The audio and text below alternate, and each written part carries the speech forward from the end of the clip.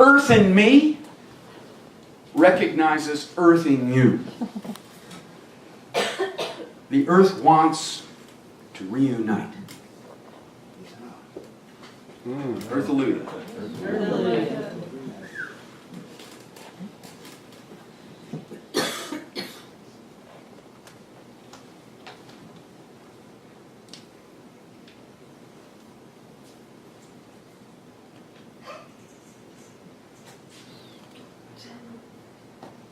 You okay, brother? Did you take it into your beard, or what happened? If anybody uses the end of that last chapter to get laid, share it with the blog. Send. RevBilly.com. Tell your story.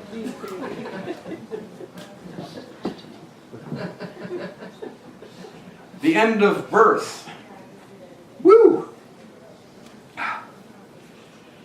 Relentless. The end of birth. It starts with a quote. Death is one thing. An end to birth is something else. Michael Soule and Bruce Wilcox, they started something called conservation biology. Anybody heard of it? Show of hands. Anybody? Amen. Miss Richmond? Mr. Lerner? Tropical forests, wetlands, estuaries, and the coral reefs beneath the Earth's oceans are the home ecosystems for most of the life on Earth. Tropical forests are the home of half of our species. And they are, as of the beginning of 2012, 1/3 gone, caught in the slash and burn lumbering, fast food grazing, and accelerating birth rates. The planet will be deforested for our children. We are turning out the lights on the creation of life. Life needs enough life, forests and oceans of it, to keep making life. Life-alleluia. Put it this way. Evolution to work needs its genetic pool, its laboratory, its wildness. Human beings are making this declaration, quote, with our creation, evolution is complete. Nature got us going, all right, but now it's final destiny time. Push that throttle on to greatness, end quote. Well, that greatness is not sustainable. That might last just a few more days. America, the United States, is addicted to the future. Our culture has hundreds of expensive think tanks dedicated to considering the future. The prevailing American thoughts on the matter, however, swerve quickly into bad science fiction. The plan seems to be, again and again, the people will wait at a bus stop for the second coming.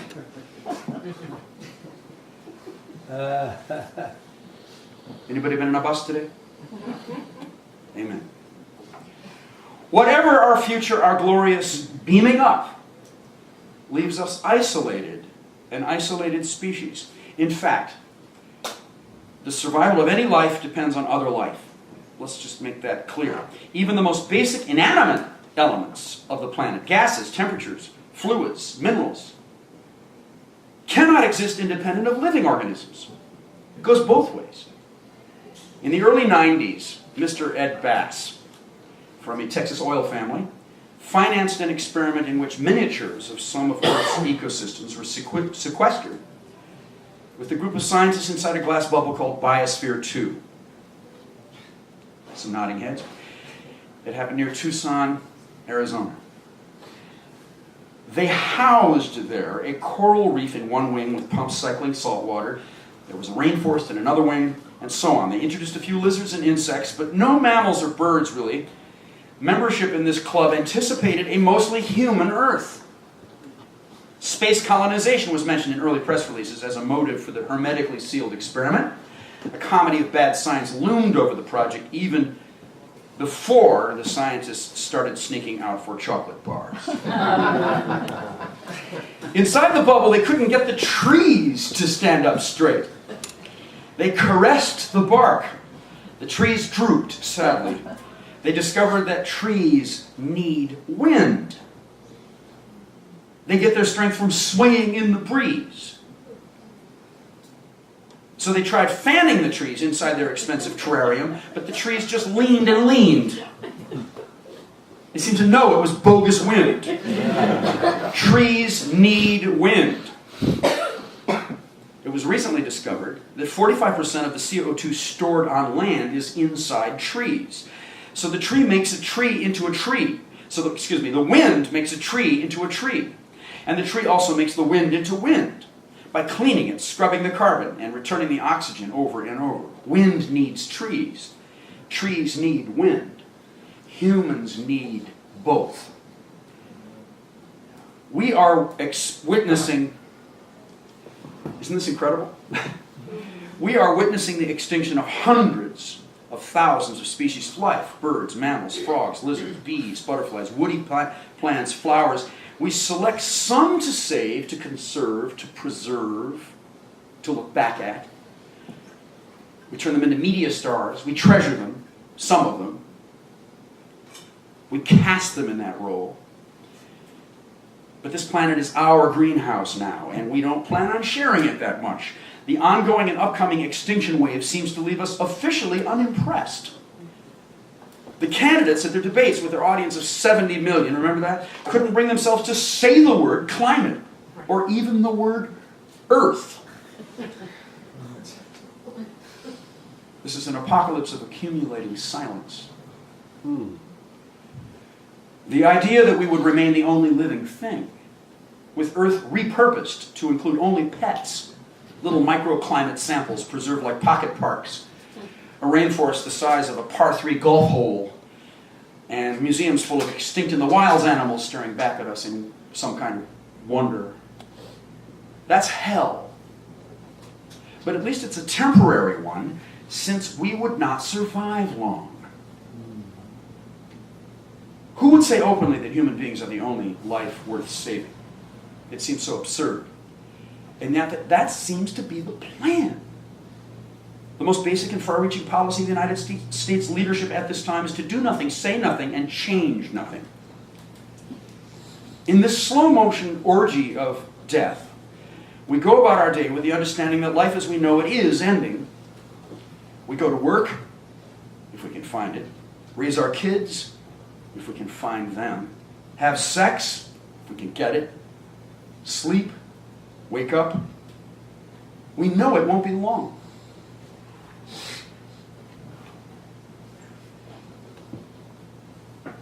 Zombie no go unless you tell him to go. Zombie no go stop unless you tell him to stop. Zombie no go turn unless you tell him to turn. Zombie no go think unless you tell him to think. Bela kuti. Zombie. Something deep and broad about our human nature is deleted now. That evolutionary instruction, fight or flight, has been reversed into stop and shop. This is the end of the world as a white-hot 2-day sale at Best Buy. Did someone say, just very, very quietly in the back of their brain, did somebody say that reports of the Earth's death are greatly exaggerated? In June of 2012, a study called Approaching a State Shift in Earth's Biosphere came to us from an international group of 22 natural scientists, systems theorists, climatologists. It was published in the journal Nature. The report's lead authors, Dr. Tony Barnosky from UC Berkeley. It came out after the record 109 tornadoes in North America in May last year, and just before the hottest July ever recorded. The scientists asked the question, could the life of the entire Earth be a single ecosystem in some sense? Could it collapse all at once like smaller ecosystems have, like the North Atlantic fisheries or the aspen forests in the Rockies? This report is a premonition, a brave gaze across the border into planetary Armageddon. Let's read this paragraph carefully. If you're shopping, you might not notice the end of the world. I quote, Rapid climate change combined with highly fragmented species ranges can be expected to magnify the potential for ecosystem collapse, and wholesale landscape changes may in turn influence the biology of the oceans. The global ecosystem is approaching a planetary scale critical transition as a result of human influence. Humans are now facing the potential to transform Earth rapidly and irreversibly into a state unknown in human experience. Now, children, maybe I'm a shopper like most of my country. Maybe I'm waiting in line like a zombie. But I sense a predator in these warning words. My reptilian brain is flickering. What are those reflections on the shiny gossip magazines? The shadow is falling toward me fast. The heavy, hot, furry weight is on me, and there's a great jaw around my neck. Help! I'm going to turn and fight for my life. I'm going to throw this Golden Dawn detergent at the tiger of climate change. The Barnowski study is the mother of all apocalypses. It's as grave a warning as I've ever read. Yet these natural scientists are so isolated from mainland culture, stream culture, that no one much noticed it. No parallel professional class will take up the end of the world, even with the combined testimony of these 22 illustrious researchers. For one thing, it seems as if Carl Sagan's gone, as is Stephen Jay Gould and Rachel Carson and Wangari Maathai and Aldo Leopold and Edward Albee. We need a great planet crier right now.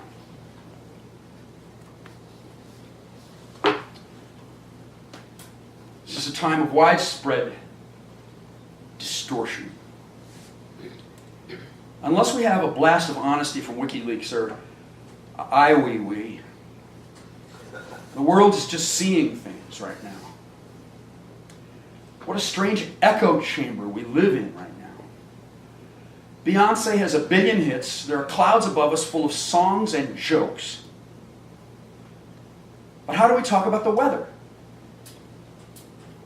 We used to do that all the time. We're standing in line somehow, silently, there with our soap. Elizabeth Hadley of Stanford, one of Barnowski Study's authors, added some warm-blooded remarks to that science talk. She said, "We may already be past these tipping points in particular regions of the world. I just returned from a trip to the high Himalayan mountains in Nepal, where I witnessed families fighting each other with machetes for food and wood. Food for that evening's meal and wood to cook that evening's meal for just that one evening. In places where governments are lacking basic infrastructure, people are fending for themselves. And of course the biodiversity must suffer. We're desperately needing global leadership for planet Earth." Global leadership? You mean Obama and Clinton at the Copenhagen Climate Conference 3 years ago? What did they do with that historic opportunity? Show off shoot-em-ups with China, India, and Brazil, some photo-opping, a little duty-free shopping, and they fled back across the Atlantic in their jet. Children, this kind of scary study usually pops up in newspapers as a little squib on page 8. Am I right? Mm-hmm. Did anybody notice the Barnowski study here? Anybody notice that study? What year was that? That was last year, about a year ago. About 10 months ago. But you know how those incredible studies, they show up as little 5-paragraph articles as filler somewhere in the corner between an ad and Beyonce's cloud. I always, when I discover one of these studies, I always look for this sentence that calms me down about Lena. something along the lines of sea rise, population pressures, mass migrations from coastal cities will peak.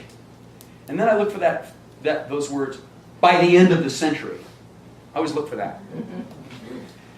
Because it's a phrase that would hold off the destruction, theoretically, until 2100. And that 80 or 90 year gift would give Lena a life. In the last year or so, I've been unable to find that phrase, the end of the century. Approximately since the Bernowski report, it seems to have gone sideways in the newspaper community or the blogging communities. It seems that it and maybe similar reports are known to those writers.